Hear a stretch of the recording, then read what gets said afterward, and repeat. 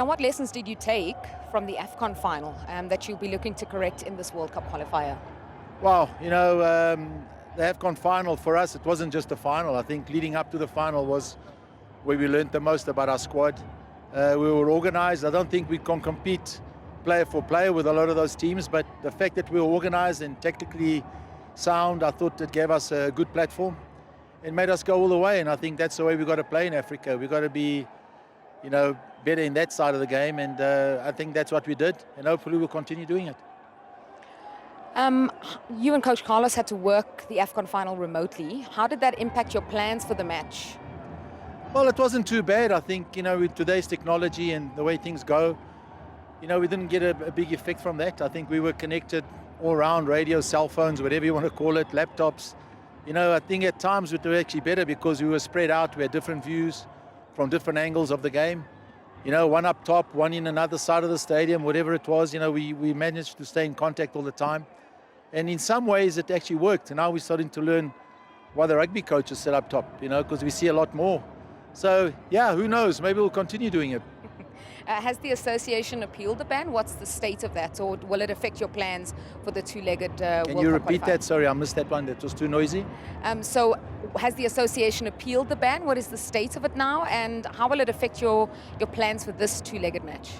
Well, I think the association did appeal. I don't know how long that's going to take. But obviously we're running out of time. We got a countdown. We've got about 10 days to go to prepare for this one.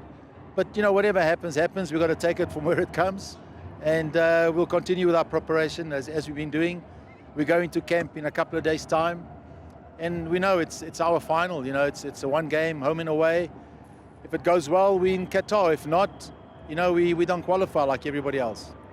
I'm sure you've spent the last couple of weeks thinking about that final and what you could have done differently.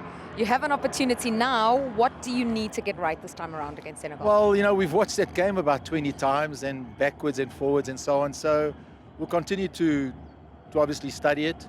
Obviously, we got our own ideas and we looked at the good things that we did and obviously the mistakes we made.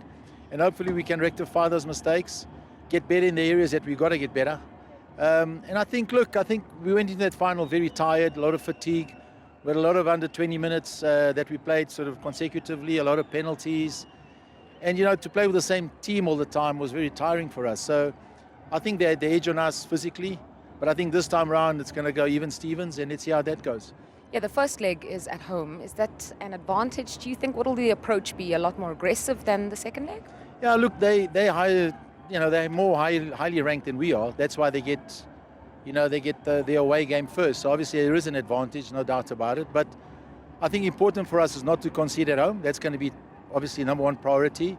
And if we can sneak in a result, it would be great. But you must remember it's two full games.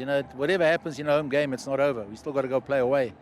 And I think, one thing I've learned about the Egyptian national team, we're very good when we got our back up against the wall. And I think this is one of those. So in that final, after losing, there was a lot of talk, as people do. Coaches are always the ones in trouble in the firing line. But the FA had full confidence in your technical team to go on into the qualifiers. I mean, how important was that decision? And what are your thoughts on it?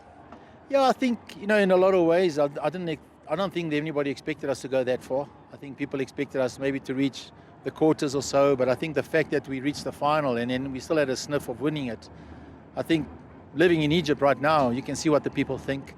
I think they were more than happy with the performance most of all, and I think the gutsy performance is what really came through.